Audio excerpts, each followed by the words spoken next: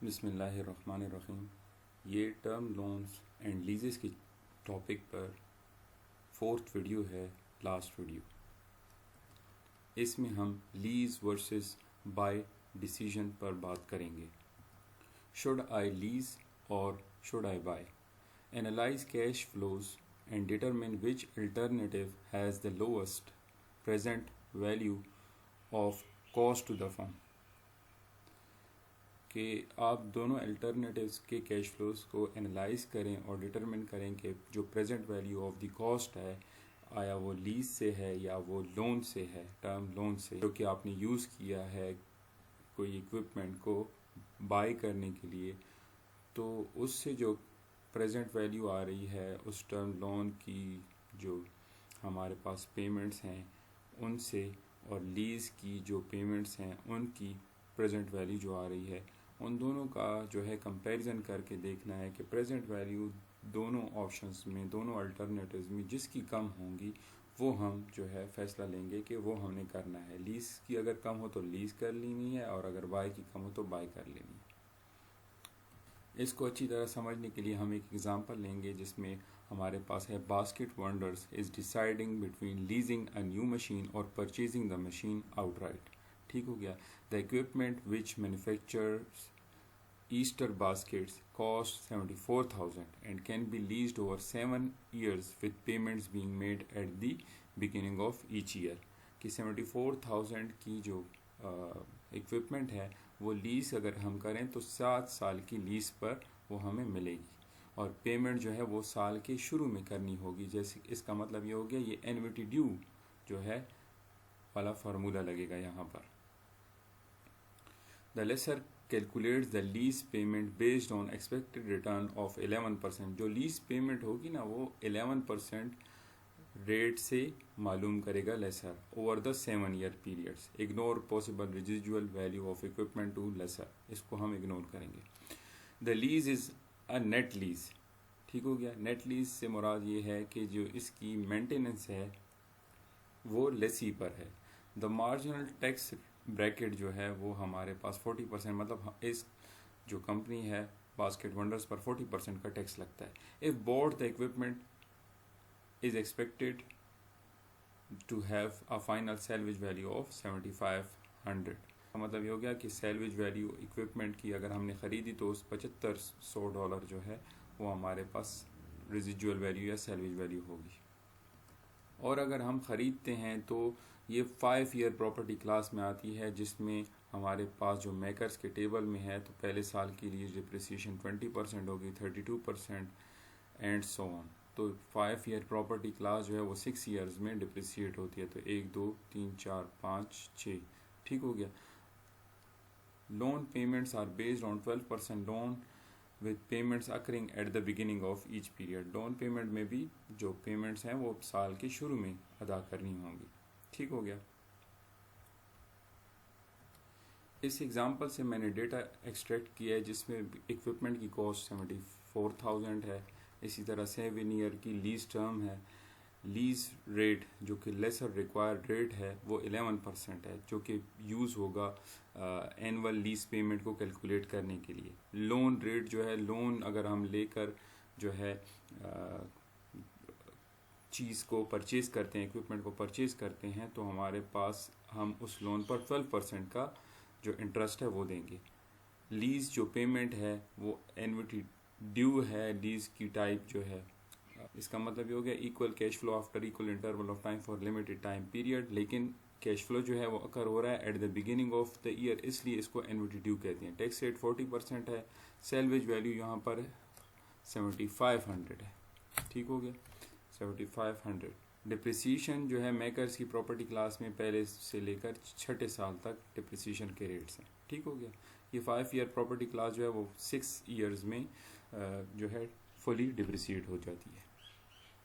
अब इसका सॉल्यूशन ऐसे है कि lease versus buy example Basket Wonders की। Lease option present value of cost. हम जब लीज करें यही इक्विपमेंट तो उसकी प्रेजेंट वैल्यू ऑफ कॉस्ट मतलब आज के दिन क्या कॉस्ट हमें बियर करनी पड़ेगी। तो सबसे पहले calculate annual lease payment. Annual lease payment के लिए हम एन्युटी ड्यू वाला फार्मूला लगाते हैं जो कि होता है lease amount multiply by present value interest factor of annuity 11% जो कि lessor required rate of return है, और 7 ईयर की जो लीज टर्म है एन हमारे पास 7 है हो गया। 1.11 से मुराद क्या है, 1 प्लस आर होता है एन्युटी ड्यू के फार्मूले में, तो 1 प्लस आर, यहाँ पर आर जो है 11% है तो 1.11 आ जाता है। ठीक हो गया, तो ये हमारे पास एन्युटी ड्यू का फार्मूला है। आपको याद होगा फाइनेंशियल मैनेजमेंट में भी आपने पढ़ा है कि हमारे पास present value of annuity due is equal to R multiply by present value interest factor of annuity I and N multiply by 1 plus R होता है। तो यही मैंने फार्मूला लिखा है। अभी इसको लीज पेमेंट को मालूम करने के लिए, एल को मालूम करने के लिए हमने ये जो टर्म है present value interest factor of annuity I and N multiply by 1 plus r, इस पूरी टर्म को, इस पूरे जो हमारे पास फैक्टर्स हैं, इसको हमने क्या किया, प्रेजेंट वैल्यू ऑफ इधर ले गए, यहाँ पर मल्टीप्लाई हो रहा है, उधर इक्वल के दूसरे साइड पे जाने से ये डिवाइड हो जाएगा। तो इसी को present value of annuity due पर 74,000 जो कि है डिवाइड किया ये फैक्टर को टेबल में देखकर, तो हमारे पास आया 14,148.27, 14,148.27। ठीक है, ये हमारे पास एन्युटी है, मतलब कि ये हम इक्वल कैश फ्लो देंगे after equal interval of time, जिसको हम लीज पेमेंट कहते हैं। तो ये देख लें आप, ईयर एंड 0 से लेकर 7 तक मैंने लिखे हैं, और एन्युटी जो है साल के शुरू में हो रही है, कैश फ्लो हो रहा है, तो इसलिए हमने पहले 6 साल तक दिया, जो कि 7 दफ़ा बनता है पेमेंट। ठीक होगी, मतलब ये जो है 0 का मतलब यहाँ पर ये है कि ये 1 का बिगिनिंग है और 1 का एंडिंग हो गया, तो ये यहाँ पर 6 का एंडिंग और 7 का बिगिनिंग स्टार्ट है यहाँ पर, तो इसलिए 7 कैश फ्लोज हुए हमारे पास। और अभी हमारे पास जो पेमेंट है लीज पेमेंट, ये टैक्स बेनिफिट देती है, लेकिन चूंकि cash flow at the beginning of the year occur हो रहा है, तो ये टैक्स बेनिफिट मिलते मिलते 1 साल लग जाता है। तो हमारे पास 14,148 का टैक्स बेनिफिट यहाँ पर मिल रहा है। इसी तरह जो 7 का, जो हमने स्टार्ट में 7 के पेमेंट की है कैश फ्लो की, उसका बेनिफिट हमें यहाँ पर मिलेगा। तो हमारे पास नेट कैश फ्लो जो होगा ना, वो पहले साल तो कोई टैक्स बेनिफिट नहीं कटेगा, तो ये सेम ही रहेगा, लेकिन अगले सालों में ये देख लें आप, अगले सालों में हमारे पास कैश फ्लो से जो एन्युटीज है या लीज पेमेंट है, उससे टैक्स बेनिफिट कट रहे हैं। ठीक हो गया ये, तो जब कट रहे हैं तो नेट कैश फ्लो जो है वो हमारे पास कुछ इस तरह के आ रहे हैं। और लास्ट ईयर में अगर आप लोग देख लें तो माइनस में आया, -5,600। ये साल है, इसकी जो लीज पेमेंट है वो तो बिगिनिंग ऑफ द ईयर जो है वो हो चुकी है, लेकिन उसका टैक्स बेनिफिट जो है साल के आखिर में मिला है यहाँ पर। ये आप लोग देखें ना, तो ये 6 का एंडिंग है और 7 का बिगिनिंग है, तो 7 के बिगिनिंग पर हमने जो पेमेंट की है उसका टैक्स बेनिफिट जो है वो हमें साल के आखिर में मिलेगा, और जो कि मिला तो हमारे पास ये नेगेटिव साइड पे आ गया। क्या मतलब हो गया कि कैश फ्लो जो है वो बेनिफिट हमें मिला। ये बेसिकली नेगेटिव इसलिए आ रहा है कि हमारे पास जो लीज पेमेंट है ना, वो हम साल के शुरू में कर रहे हैं, तो टैक्स बेनिफिट साल के आखिर में मिल रहा है। तो इस वजह से हमारे पास जो 7 का आखिर है उस पे 6 के एंड पे जो पेमेंट की थी या 7 के स्टार्ट में जो पेमेंट की थी उसका बेनिफिट हमें अभी मिला, तो वो माइनस में हो गया। और यहाँ पर भी आप देख लें कि इधर हमें इस टेबल को सिर्फ अगर देखें आप, तो इधर हमें टैक्स बेनिफिट यहाँ पर नज़र आ रहा है कि नहीं मिला, तो ये उसका टैक्स बेनिफिट वैसे है ये 6th ईयर का, लेकिन आप यहाँ से टेबल पे सिर्फ देखें तो इधर हमें वो लॉजिक समझ आ जाती है कि ये वाले में से टैक्स बेनिफिट नहीं कटा हुआ, तो इसलिए ये इधर हमने लिख लिया। अच्छा, प्रेजेंट वैल्यू इंटरेस्ट, अभी इन सारी वैल्यूज़ जो हैं ये कैश फ्लोज हैं, इनको आज के दिन लाना है, मतलब डिस्काउंट करना है। तो ये तो मतलब ईयर 0 पर या हमारे पास स्टार्ट में जो आज के दिन की वैल्यू है वो तो सेम है, तो इसलिए इसको सेम रखेंगे, 1 के साथ मल्टीप्लाई कर लेंगे। लेकिन उसके बाद जितनी भी और वैल्यू हैं उनको हमने प्रेजेंट वैल्यू इंटरेस्ट फैक्टर के साथ मल्टीप्लाई किया, जो कि 1 डिवाइडेड बाय 1.12 पावर 1। अच्छा, इधर 12% क्यों लिया है? 12% इसलिए लिया है कि लोन जो आपके पास दूसरी अपॉर्चुनिटी है उस पर रेट 12% है, इसलिए हमने इसको 12% डिस्काउंट रेट लिया है। सेम होना चाहिए ना, क्योंकि उधर हम 12% ले रहे हैं तो यहाँ पर भी 12% लेंगे। तो इनके साथ मल्टीप्लाई करके हमारे पास प्रेजेंट वैल्यूज़ आ जाएंगी। ये देख लें आप, ठीक हो गया। प्रेजेंट वैल्यू जब हमारे पास आ गई और तो हमारे पास प्रेजेंट, जब इन सब का सम कर लिया तो present value of cost of lease जो कि 46,489 आती है। अगर हम लीज़ करें तो आज के दिन हमने लीज़ के लिए पेमेंट जो है वो 46,489 जो है वो हम पेमेंट करते हैं।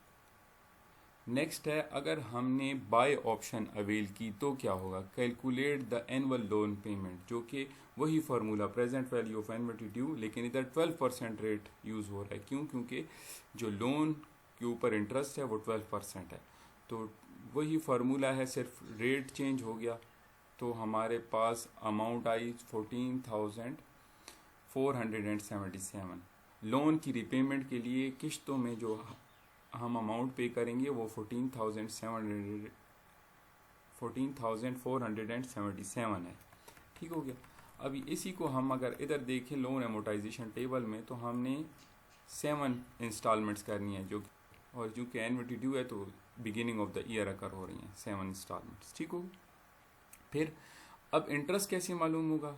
74,000 हमारा लोन है, पूरी अमाउंट देखें 74,000, लेकिन उसमें से पहली किश्त तो हमने मौके पर ही अदा कर दी, तो हमारे पास जो कर्जा रह गया वो 59,522 है।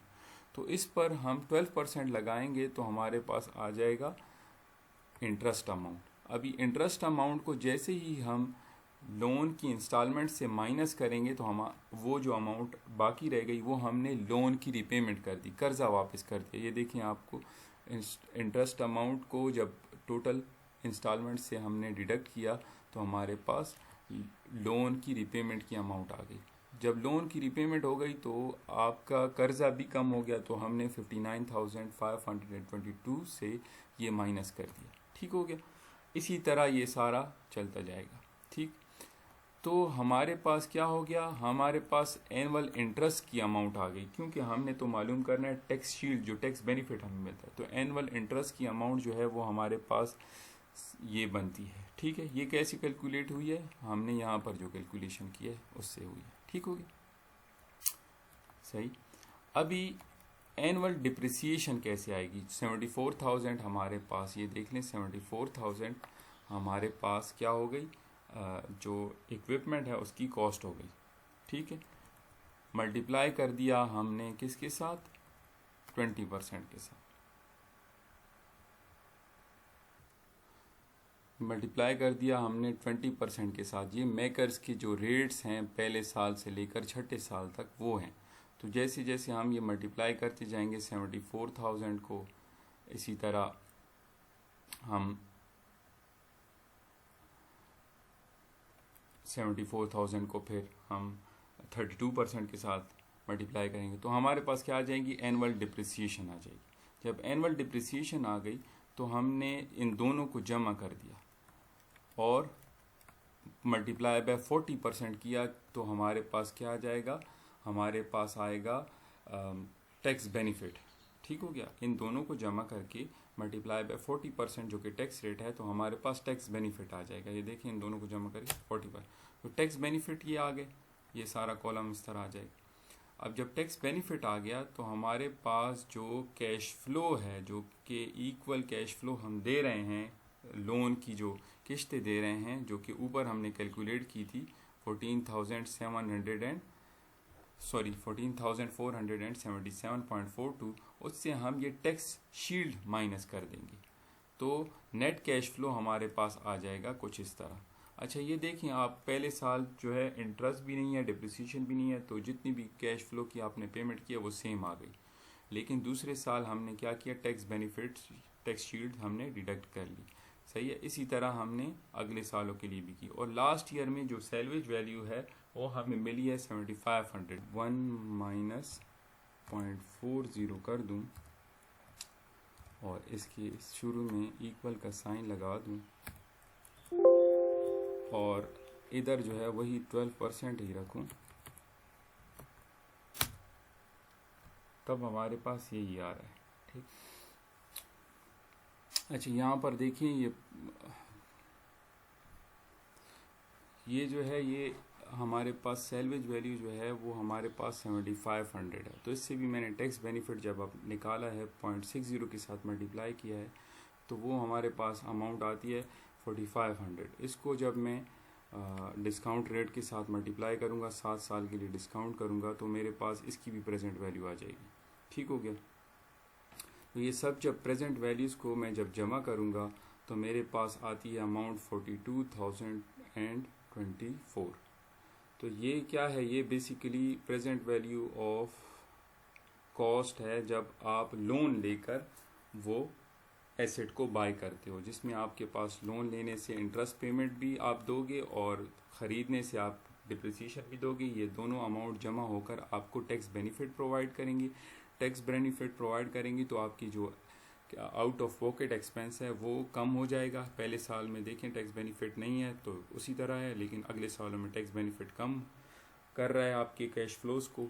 फिर आप उसकी प्रेजेंट वैल्यू को मालूम करो, उनको जब जमा करो तो आपके पास नेट प्रेजेंट वैल्यू या जो present value of cost when you by the equipment by taking loan. तो अगर आप लोग दोनों को कंपेयर करो तो हमारे पास जो present value of cost of lease है वो 46,000 है